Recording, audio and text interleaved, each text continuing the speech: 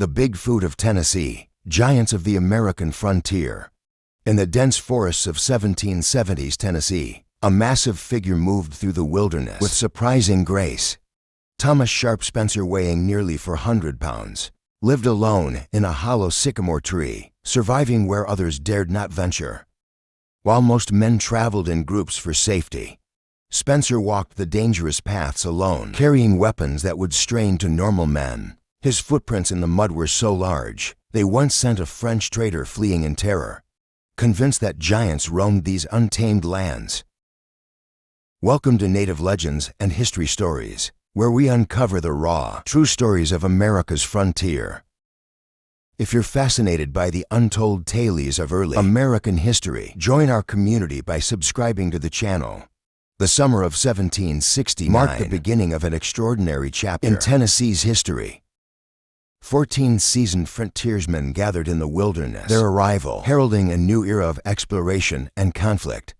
These men: Caspar Mansker, John Rains, Abraham Bledsoe, John Baker, Joseph Drake, James Knox, Obadiah Terrell, Uriah Stone, Henry Smith, Ned Cowan, Robert Crockett, Thomas Gordon Cash Brooke, and Humphrey Hogan would become known as the Long Hunters. Their extended expeditions, lasting months or even years in the unexplored territory. The wilderness they entered was unlike anything they had known before. The landscape stretched endlessly before them, vast forests teeming with game, pristine rivers cutting through valleys and mountains, reaching toward the sky. Their journey began at New River in southwestern Virginia, where they gathered their supplies, rifles gleaming with fresh oil powder, horns filled to the brim, and enough ammunition to last through months of hunting. From Virginia, they carved their way through the wilderness. The rushing waters of the Holston River guided them west, its current, a constant companion as they traversed the North Fork. The crossing of Clinch and Powwow rivers tested their resolve, each man knowing that a single misstep could mean death. In the swirling waters, Cumberland Gap opened before them like a gateway to another world, its towering walls standing sentinel as they passed through into Kentucky's rich hunting grounds. Their main camp arose at Price's Meadow in Wayne County, Kentucky, a strategic location 6 miles from present-day Monticello. This became their base of operations, a place to store their precious cargo of furs and game. From here they split into smaller groups, each venture taking them deeper into unexplored territory. Some crossed the invisible line that would later mark Tennessee's border, pushing south toward Conny Fork River. They discovered lands of incredible abundance, valleys that would later become Putnam, White, and DeKalb counties. The rushing waters of what they named Obie River, honoring their companion Obadiah Terrell, became their primary hunting ground, its banks in Clay Jackson, Overton, and Pickett counties, yielding more game than they had ever seen. But the land's bounty came at a terrible price. Robert Crockett, returning to camp as dusk painted the sky in deep purples and grays, never saw the danger waiting in the shadows. Along the headwaters of Roaring River, a band of 6 to 8 warriors had laid their trap with practiced patience. The crack of rifles shattered the evening calm, and Crockett fell, becoming the first white casualty in Middle Tennessee's frontier history. This single event marked a turning point. The relationship between settlers and natives, already tense, took on a darker tone. The wilderness that had seemed so full of promise now held a deadly edge, yet men like Spencer and Mansker continued to push deeper into the territory, knowing that each step they took was writing a new chapter in American history. Their footsteps would soon be followed by waves of settlers, each bringing their own dreams of carving out a life in this wild and beautiful land. The Tennessee wilderness of 1770 presented a hunter's paradise unlike any other. Thick carpets of high grass swayed beneath towering trees, their ancient trunks wrapped in dense undergrowth. In this pristine landscape, the Long Hunters developed sophisticated techniques to secure their prey. The most common method was still hunting, a practice requiring infinite patience and skill. Hunters would stand motionless for hours, becoming one with the forest, until their prey ventured close enough for a clean shot. Some hunters mastered the art of mimicry, perfectly replicating the plaintive bleat of a fawn to lure curious deer within range. At night, They constructed wooden scaffolds near the salt lakes, waiting in silence as deer and elk emerged from the shadows. Winter brought its own hunting methods. When deep snow covered the ground, some hunters strapped on snowshoes and practiced crusting, pursuing game until it tired in the deep drifts. This controversial technique divided the hunting parties, with many considering it unsporting and refusing to participate. As spring approached in 1770, the party split into 3 groups. Some headed home weary from months in the wilderness. James Knox led another group northward into Kentucky's rich hunting grounds, but it was Caspar Mansker's group, including Stone Baker Gordon, Brooke Hogan, and several others, who embarked on the most ambitious journey, following the Cumberland River toward Natchez, Mississippi. Their stop at French Lick, where Nashville now stands, revealed a landscape teeming with life. Vast herds of buffalo dominated the hills, their deep bellows echoing through forests packed with elk and deer. The abundance stood in stark contrast to the meager hunting in the upper country. Here they replenished their supplies and crafted new boat coverings from fresh hides. At the trading post they encountered Timothy Damon Brunn, a pioneer who had established himself there a decade earlier. The river journey brought both fortune and misfortune. Near the Ohio River, Indian raiders stripped some of their boats of supplies, yet Providence smiled upon them when they encountered French traders who generously provided flour, salt, tobacco, and their prized drink Taffa to replace what was lost. Natchez, then a Spanish outpost near New Orleans, marked the end of their river odyssey. Here they sold their hard-earned cargo of hides, furs, oil, and tallow, while Mansker and Baker chose to return to New Virginia. Others sailed to North Carolina or settled in Natchez. Their tales of Cumberland's abundance sparked a fever for Western exploration among the colonists. In a curious twist, Uriah Stone discovered his long-lost boat in Natchez, stolen years before by French thieves on the river that now bears his name. By fall 1771, the wilderness called Mansker back to Tennessee. He assembled a new party, including Isaac Bledsoe, John Montgomery, Joseph Drake, James Knox, Henry Suggs, William Allen, Christopher Stuff, and the Lynch brothers, William and David. Among them was an elderly hunter named Russell, who compensated for his failing eyesight by attaching white paper to his gun's muzzle, a simple yet effective solution that allowed him to continue his hunting pursuits. The elderly Russell proved his worth, despite his failing eyesight, bringing down deer after deer with his paper-marked rifle. His success demonstrated the ingenuity and determination that defined these frontier hunters, men who refused to let any obstacle stand in their way.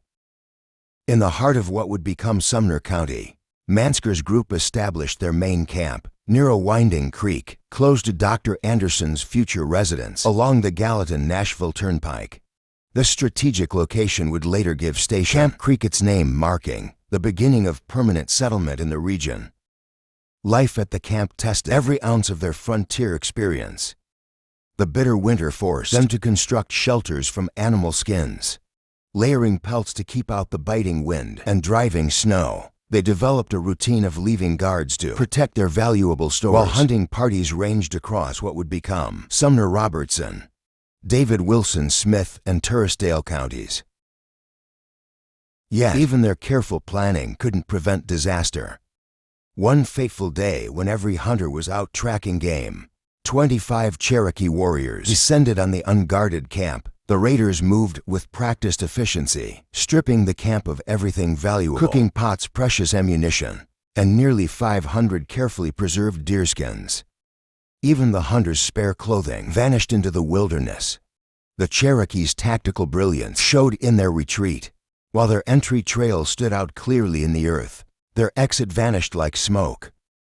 Some theorized they had split up, each warrior taking a different path, while others believed they had waded upstream through Station Camp Creek, leaving no tracks to follow. As the hunters explored this rich territory, they left their names written on the land itself. Each discovery of a mineral lick or promising creek earned the finder's name, creating a living map of their explorations. Mansker's name graced both a lick and a creek, as did Isaac Bledsoe and Joseph Drake's. The tradition continued with Michael Stoner, a Dutch hunter from Pittsburgh, earning his place on the map, while George Flynn's discoveries and Colonel Samuel Barton's contributions were similarly commemorated in Wilson County. The abundance of game that year defied belief. When Isaac Bledsoe first came upon the lick that would bear his name, now Castalian Springs, the sight stopped him dead in his tracks.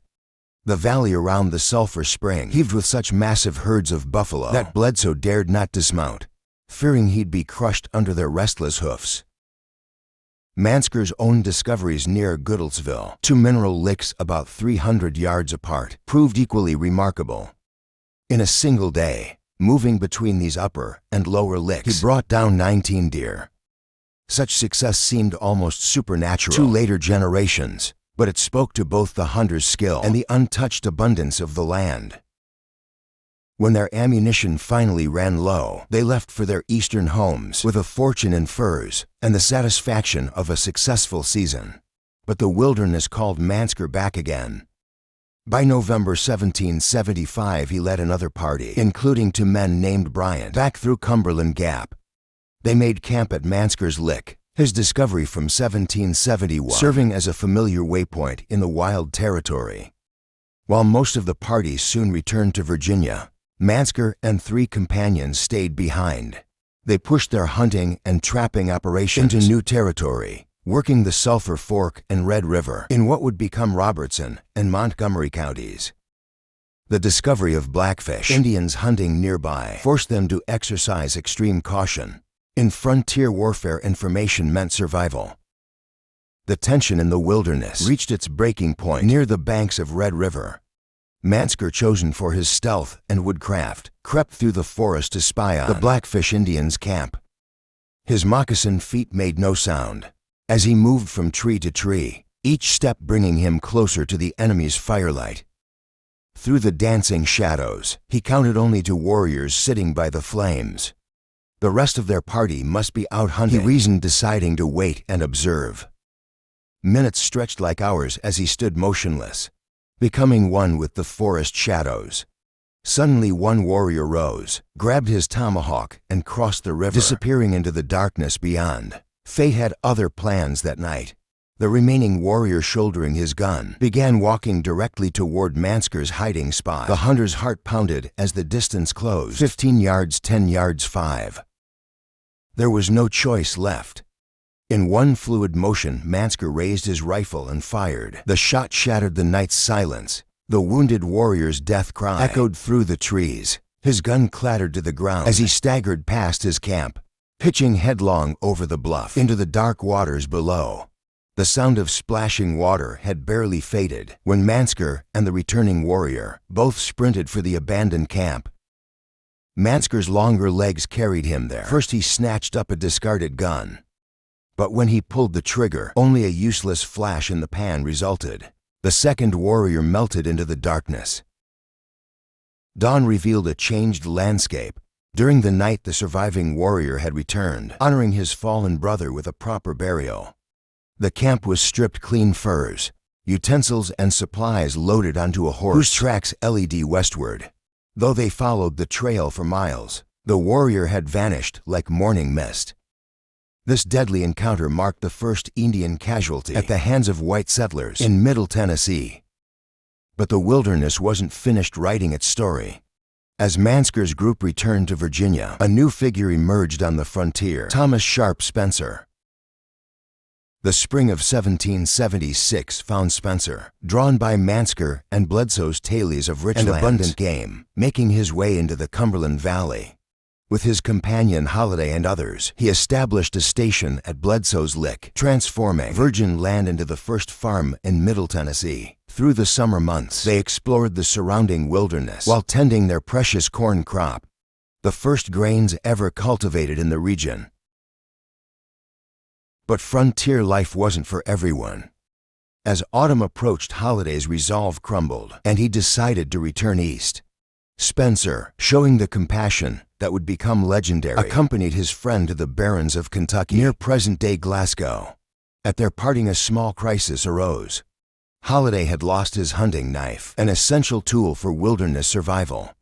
Without hesitation, Spencer snapped his own knife in two, sharing half with his departing friend.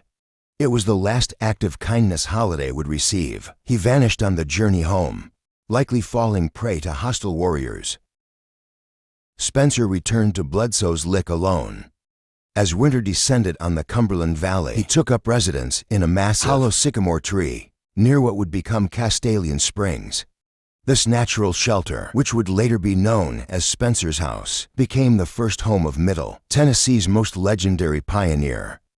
The massive sycamore that sheltered Spencer through that lonely winter stood as a testament to frontier ingenuity until its eventual decay decades later. But Spencer's time in this natural fortress was far from idle day after day. He ventured forth into the wilderness, mapping the vast territory from Bledsoe's Lick to the mouth of Red River near present-day Clarksville. His keen eyes noted every promising tract of land, every fertile valley, every strategic location that might one day support a homestead. In 1780, after a brief return to his native Virginia, Spencer came back to the Cumberland country with grand ambitions. His understanding of the preemption laws, albeit mistaken, drove him to undertake a massive land acquisition project. He believed that by clearing land and building cabins on multiple 640-acre sections, he could claim as much territory as he could work. With characteristic determination, he selected for prime tracts in Sumner County, focusing his efforts on the rich lands around Castalian Springs and near what would become Gallatin. The wilderness seemed to bend to Spencer's will as he worked. His superhuman strength allowed him to accomplish the work of several men. Each swing of his axe bit deep into ancient trees. Each shoulder load of timber would have staggered ordinary men. He cleared land, built rudimentary cabins, and marked his territory with the confidence of a man who believed the land would be his. However, in 1781, North Carolina, which then controlled the Middle Tennessee Territory, shattered Spencer's dreams of a vast land empire. The state's newly enacted preemption law limited claims to a single 640-acre section per qualified settler, whether family had or single man over 21. Faced with this legal reality, Spencer had to choose among his carefully selected tracts. He settled on the parcel near Gallatin, a choice so wise that the land would forever after bear the name Spencer's Choice, becoming one of the most coveted properties in the region. Spencer's physical presence matched his outsized ambitions. Standing broad-shouldered and well-proportioned despite his tremendous 400-pound frame, he moved with surprising grace for a man of his size. His strength became legendary among the settlers, with stories of his feats passing from cabin to cabin across the frontier. One such tale unfolded on the banks of Duck River, in what would later become Humphreys County. Spencer and a companion were setting up camp for the evening, the smell of venison beginning to rise from their cooking fire, when disaster struck. Indian warriors, who had crept within range under cover of dusk, opened fire. Spencer's companion fell dead.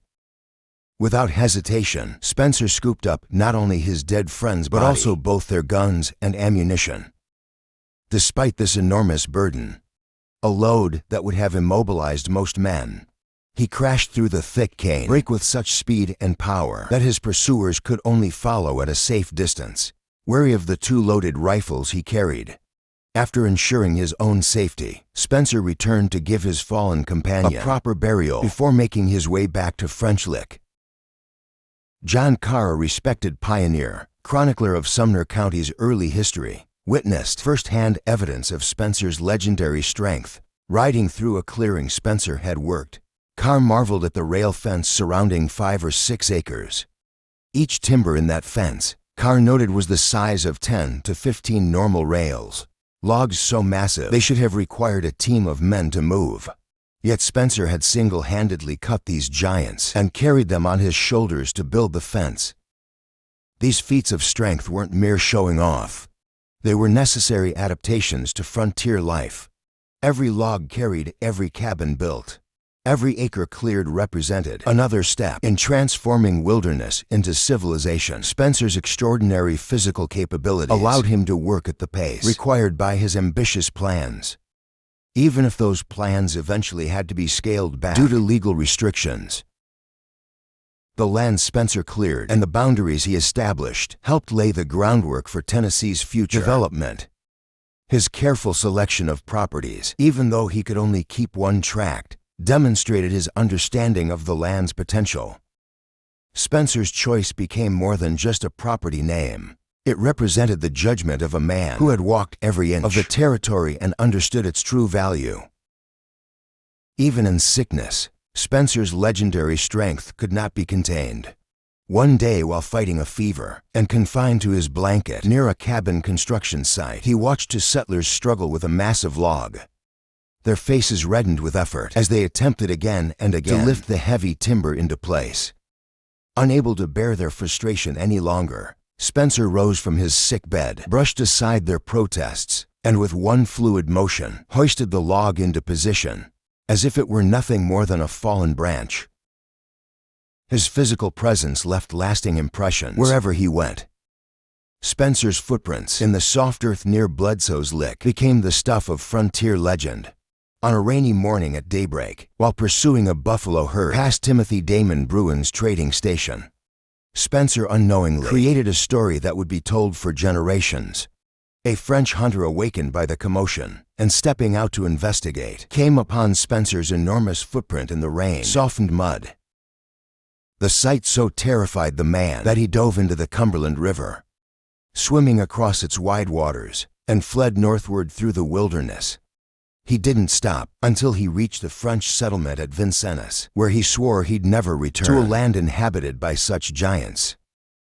Yet for all his imposing size and strength, Spencer was known throughout the settlement as a gentleman of quiet disposition. His good looks and refined manners stood in stark contrast to his massive frame. Those who knew him spoke of his gentle nature, his readiness to help others, and his unfailing courtesy.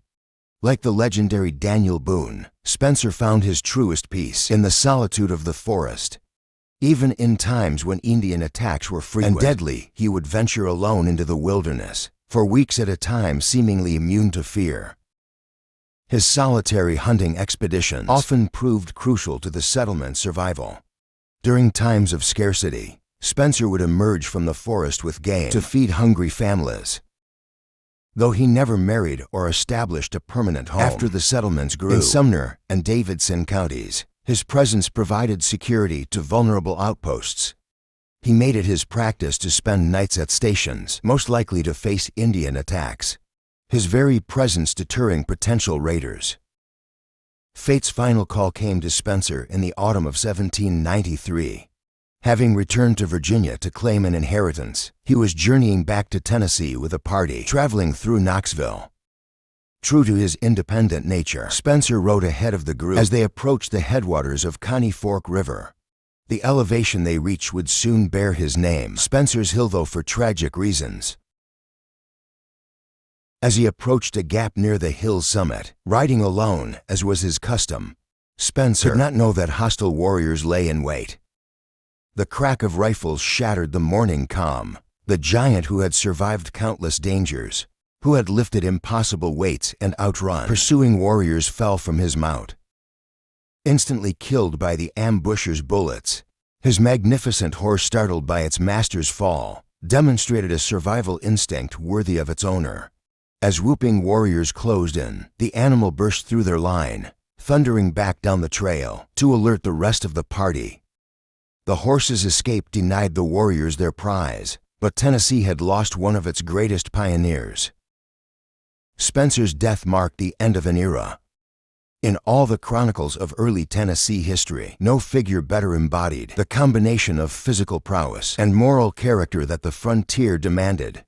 His legendary strength, proven in countless feats and attested to by witnesses throughout the settlements, was matched only by his gentle spirit and unwavering courage. He had blazed trails, protected settlements, fed the hungry, and helped transform wilderness into civilization, all without seeking glory or recognition.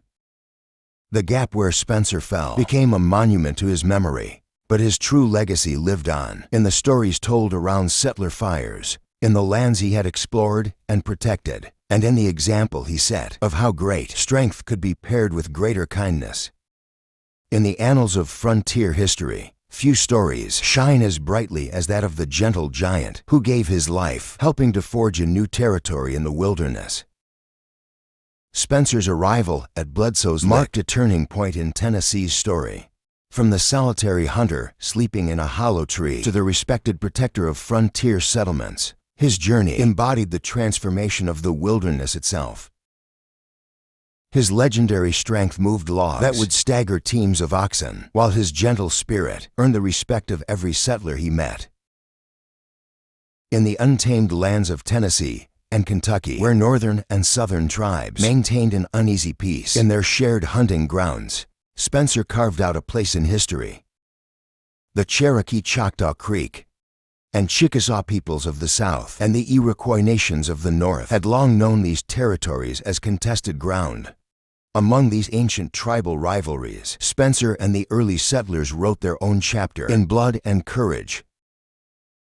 That chapter ended at Spencer's Hill, where a giant fell to an Indian's bullet, but his footprints remained in the lands he explored, in the settlements he protected, and in the stories passed down through generations.